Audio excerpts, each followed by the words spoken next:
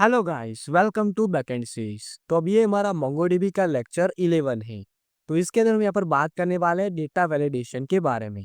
तो चलो अब मैं यहाँ पर फोल्डर को ओपन कर देता हूँ। तो अब इससे पहले वाले वीडियोस के अंदर हमने यहाँ पर CRUD ऑपरेशन के बारे में हमने यहाँ पर बात की थी। तो इन केस अगर आपने उन वीडियोस को नहीं देखा है तो आप उसे हमारी जो बैकएंड की प्लेलिस्ट है ना उसके अंदर से देख सकते हैं। इनफैक्ट मैंने यहाँ पर मोंगोडीबी की एक अलग से प्लेलिस्ट भी बनाई है। तो मैं आपको उन दोनों प्लेलिस्ट की लिंक डिस्क्रिप्शन में प्रोवाइड करा दूंगा, तो आप वहाँ से उसे एक्सेस कर सकते हैं। ओके, तो चलो हम यहाँ पर पढ़ना स्टार्ट करते हैं। तो पहले यहाँ पर बात करते हैं कि यहाँ पर डेटा वैलिडेशन का मतलब क्या होता है। तो देखो, जब यूजर यहाँ पर डेटा को पास करता है ना तो हम यहाँ पर क्या करते हैं कि पहले हम यहाँ पर डेटा को चेक करते हैं। उसे हम यहाँ पर डेटा वैलिडेशन कहते हैं। अभी जो डेटा वैलिडेशन का काम होता है ना वो हम यहाँ पर दो जगह पे करते हैं। पहले तो हम यहाँ पर मॉडल के अंदर ही करते हैं। तो मैं क्या करता हूँ, यहाँ पर मॉडल के अंदर जाता हूँ। तो मॉडल के अंदर मैं यहाँ पर यूजर का मॉडल बना है तो इसके अंदर मैं यहाँ पर जाता हूँ।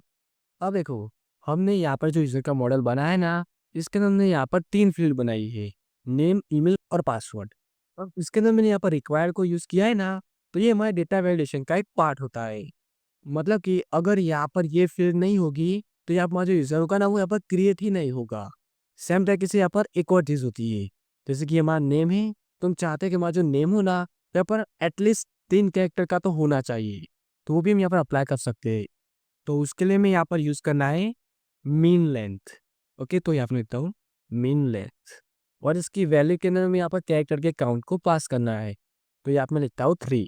तो अब यहाँ पर क्या होगा कि अगर यूजर यहाँ पर नेम के अंदर 3 कैरेक्टर से यहाँ पर कम कैरेक्टर को पास करता है तो उसे यहाँ पर एरर देखने को मिलेगी और हमारा यूजर यहाँ पर क्रिएट नहीं होगा। उसके बाद देखो, यहाँ पर ये पासवर्ड की फील्ड है ना, तो इसके अंदर मैं यहाँ पर ऐसा चाहता हूँ कि यूजर है ना यहाँ पर मिनिमम 8 कैरेक्टर का यहाँ पर पासवर्ड क्रिएट करे। तो उसके लिए मैं यहाँ पर यूज करना है मीन, और इसकी वैल्यू के अंदर यहाँ पर काउंट को पास कर देना है। तो यहाँ पर लिखता हूँ 1। वैसे तो हम यहाँ पर पासवर्ड के अंदर भी हम यहाँ पर कैरेक्टर, उसके अंदर यहाँ पर एक्स्ट्रा सिंबल को भी हम यहाँ पर ऐड करते हैं। तो हमें यहाँ पर भी मीन लेंथ को ही यूज करना चाहिए। ओके, तो यहाँ पर लिख देता हूँ मीन लेंथ। ओके, देखो यहाँ पर क्या होता है कि यहाँ पर मीन लेंथ और मैक्स लेंथ को कब यूज करते हैं कि जब हमारे पास यहाँ पर स्ट्रिंग फॉर्म का यहाँ पर डेटा हो। पर इन केस हमारे पास यहाँ पर नंबर का कोई डेटा हो तो उस केस में यहाँ पर मीन या मैक्स को हम यहाँ पर यूज करते हैं। अब इसके बाद देखो, हम यहाँ पर चाहते हैं कि हमारा जो ईमेल है ना वो यहाँ पर यूनिक होना चाहिए। तो उसके लिए हमने यहाँ पर यूज किया है यूनिक ट्रू। तो ये भी यहाँ पर एक वैलिडेशन का तरीका होता है। मतलब कि यहाँ पर सेम ईमेल से यहाँ पर 2 यूजर क्रिएट नहीं हो सकते। एक ईमेल से यहाँ पर एक यूजर यहाँ पर क्रिएट हो सकता है। तो इस तरीके से यहाँ पर मॉडल के अंदर वैलिडेशन करते हैं। ओके, और उसके बाद हम यहाँ पर बात करते हैं कि यहाँ पर एपीआई के अंदर यहाँ पर कैसे वैलिडेशन करते हैं। तो यहाँ मैं कंट्रोलर फंक्शन के अंदर जाता हूँ। अब देखो, अगर आप यहाँ पर डायरेक्टली इस वीडियो को देख रहे होंगे तो आपको यहाँ पर काफी सारी कंफ्यूजन हो रही होगी। तो मैं आपको यहाँ पर रिकमेंड करता हूँ कि आप हमारे जो प्लेस है ना उसे यहाँ पर फॉलो करें। तो आपको यहाँ पर कोई भी कंफ्यूजन नहीं होगा, आपको यहाँ पर सभी चीजें समझ में आ जाएगी। और यहाँ पर वैलिडेशन की बात करते हैं तो मैं यहाँ पर ऊपर की तरफ जाता हूँ। तो जो हमारा क्रिएट यूजर वाला कंट्रोलर फंक्शन है ना उससे हमने यहाँ पर पोस्ट इफेक्ट हमने यहाँ पर क्रिएट किया था। तो इसके थ्रू हमारा जो यूज़र होगा ना वो यहाँ पर क्रिएट होगा। अब देखो, यहाँ पे मैंने किया है ना कि अगर यहाँ पर नेम नहीं होता है या अगर हमारा ईमेल नहीं आता है या हमारा पासवर्ड नहीं आता है तो इस केस में हम यहाँ पर एरर को दिखा देंगे कि हमारी जो ऑल फील्ड है ना वो यहाँ पर रिक्वायर्ड है। तो ये यहाँ पर एक वैलिडेशन का तरीका होता है। पर देखो, अगर यहाँ पर ऐसा हो कि हमारा जो मॉडल है ना इसके थ्रू यहाँ पर एरर आ रही है, मतलब कि यूज़र ने यहाँ पर नेम को यहाँ पर ठीक से पास नहीं किया या पासवर्ड को यहाँ पर ठीक से नहीं पास किया या जो ईमेल है वो यहाँ पर रिपीट हो रहा है, तो उस केस में यहाँ पर यूज़र क्रिएट नहीं होगा। पर देखो, यहाँ पर इसकी जो एरर होगी ना वो यहाँ पर यूज़र को शो नहीं होगी। क्या मतलब हुआ इसका, एक मिनट में आपको एक्सप्लेन करता हूँ। मैं यहाँ पर कंट्रोलर फंक्शन के अंदर जाता हूँ।